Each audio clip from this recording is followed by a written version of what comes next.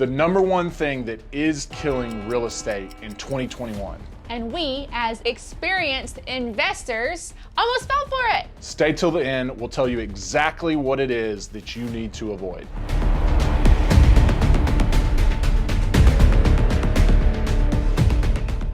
Hey guys, I am Nikki and This is Eric. And earlier this year, we did a prediction video on what we thought 2021 was going to hold. Some of our predictions were right, and some of them were wrong. Pretty wrong. But at the end, make sure you stay tuned because we will tell you what this one thing is that is killing the real estate deals.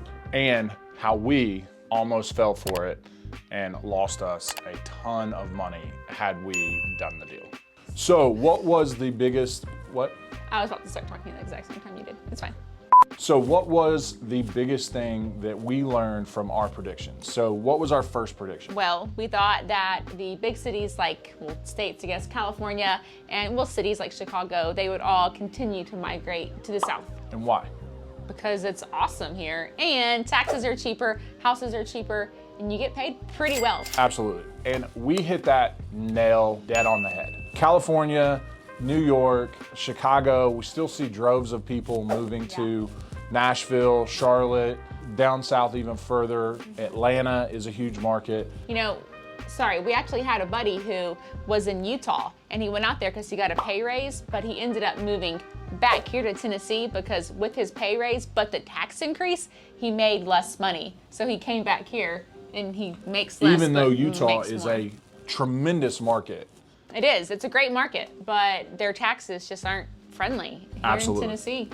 So what was one of the ones that we absolutely didn't do well on?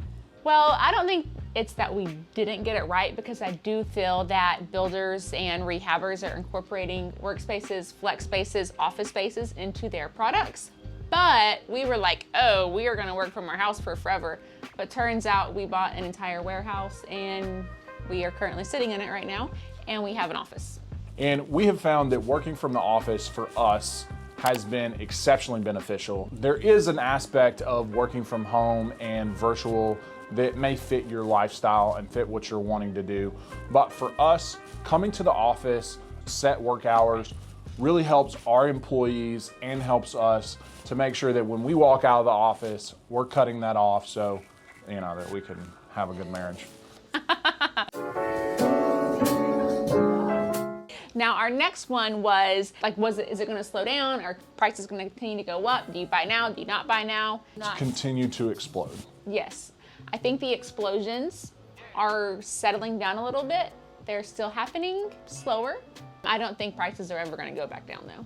We've also seen a huge drop in lumber recently. Correct. 40% drop in lumber. We haven't seen those come from the supplier side yet because they're still running through all the lumber they bought at the higher price, but we are seeing it come down slowly, but we're not seeing the prices come down with the lumber. On the houses, you mean? Correct, because they're still being sold with that higher lumber cost. So we actually sold 3 houses, one for $519, the next one at $529, and the last one at $550, all within a 30-day period of each other. It was just insane to see the increase over that period of time. So, and the last one that we sold, the one for the most, that one had multiple offers. You could tell it was so weird. It was like they were like vultures out there just trying to get this one property. I was here for it. I didn't complain, but yeah, it was crazy. I think we're starting to slow down a little bit. I'm starting to see on some of the houses that are listed that they listed at an astronomical way above what its birth price, starting to see price reductions because it's not selling as quickly as they thought it would. Really, so there's 2 pockets, right? Pocket number 1 is they're still getting over asking. So right now in the Nashville market, they're getting 3.4 offers, which I don't know how you get a 0.4 offer, per house that goes on the market, right? So there's that. And then there's also that people have listed so high because they want to see what's going on, and those people are starting to reduce their price. Right. But it's still 20 to 30% over the previous year on the increase. So that has been really, really crazy.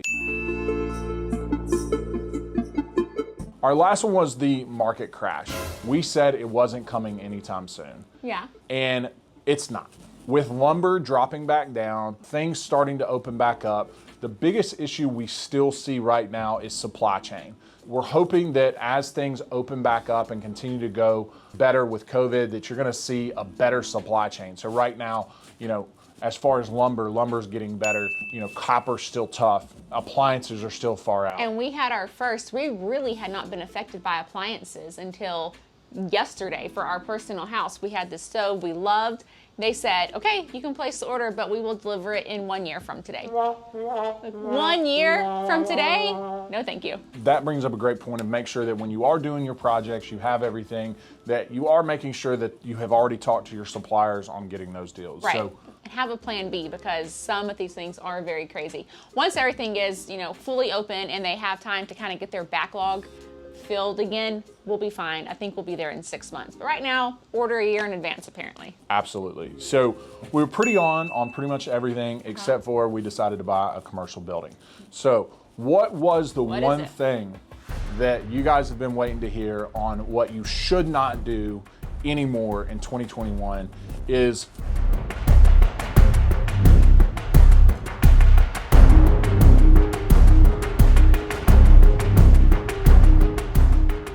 stop overpaying for deals, okay?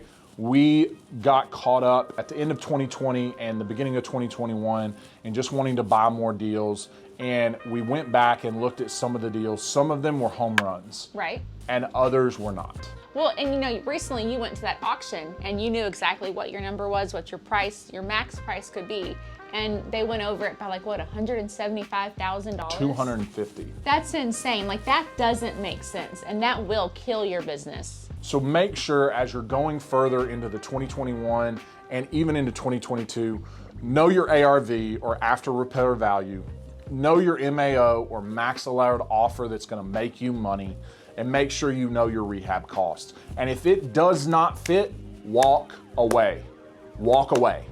Do not do a bad deal right now, because is a crash coming in 2021? No, I don't think it is. But could it come 2022, 2023?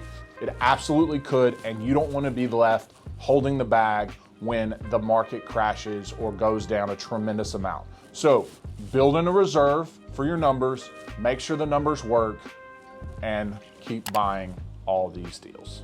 Just at a good price.